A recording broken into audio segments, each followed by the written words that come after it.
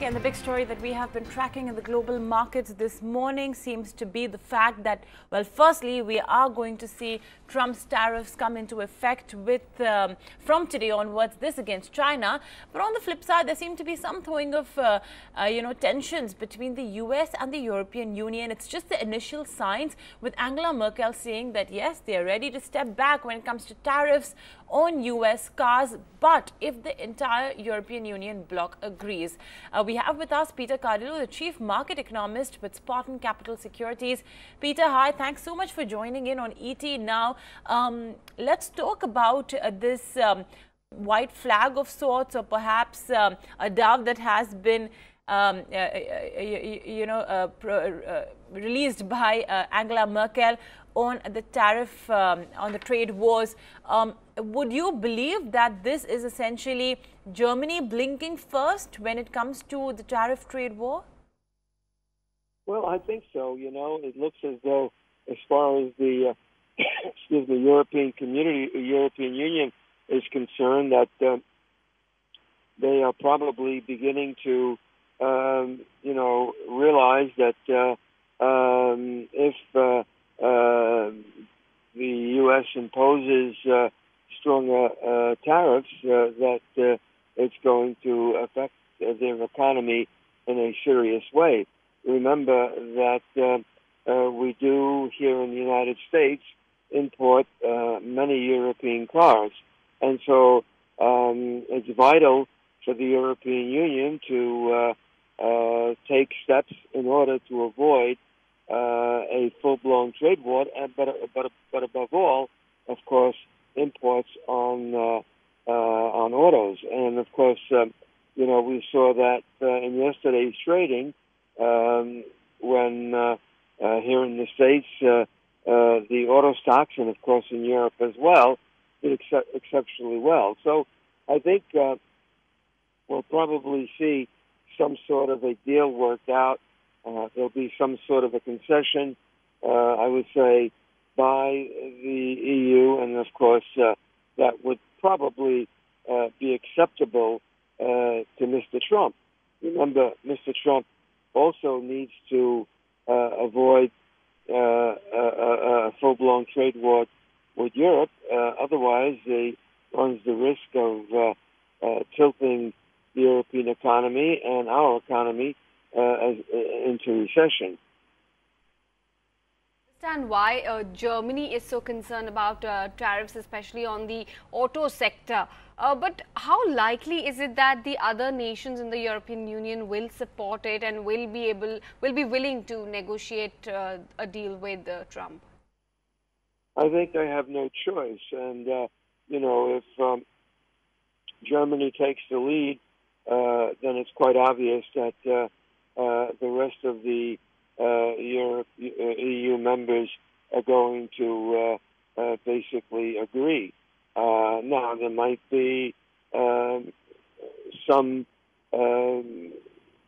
hesitation on the parts of a few of the EU members, but by and large, I think you'll see Germany, I think you'll see Italy, and I think you'll see the French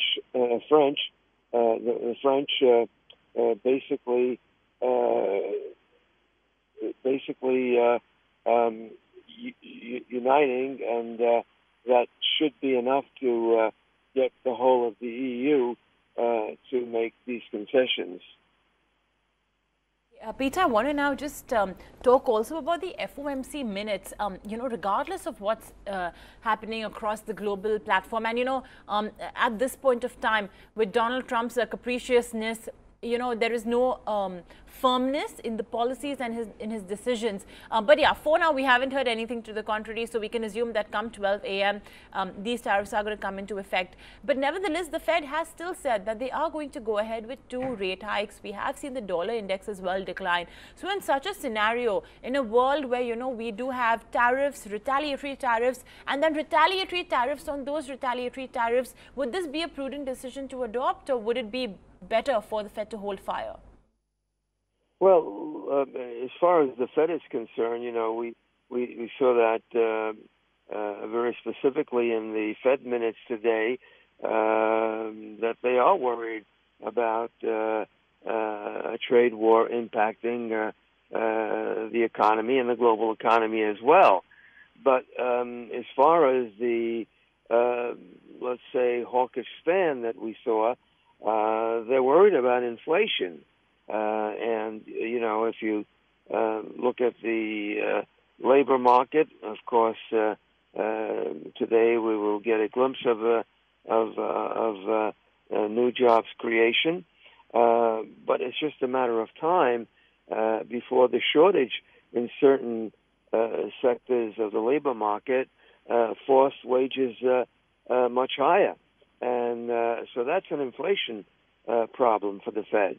And the Fed made it quite clear that they don't want the economy to overheat. Obviously, they're referring to an inflationary spiral. And so they are going to stay on the path of raising rates. I've been saying, and you know, I think that we're looking at 4 rate hikes this year, possibly 5. I'm not too sure of that 5 anymore because of the tariff situation, but 4 seems to be a pretty much wide consensus, and probably what is needed to stem wage inflation from really wrecking the economy. That's right, Peter. I just want to get an idea of why is it that the Fed is not too concerned about, you know, the economic disruptions. A lot of people, a lot of experts have time and again talked about not only the US economy, but the world economy at large, which is at a risk given the ongoing disruptions. Why are they still, you know, not factoring that in very seriously? What could be the reason for that? Well, I think one of the reasons is simply because, you know, the European economy is strong, but it's basically stalled. And the Chinese economy is doing okay, but it's certainly not going at full speed ahead. And so they are concentrating again on the inflationary aspect. And the tight labor market seems to be on their mind more than anything else. And one other thing I think you need to focus on here is the fact that we have oil prices that are trading above $70. Now, that is transitory inflation, but it's going to show up. And that means that it's probably going to be passed on to the consumer.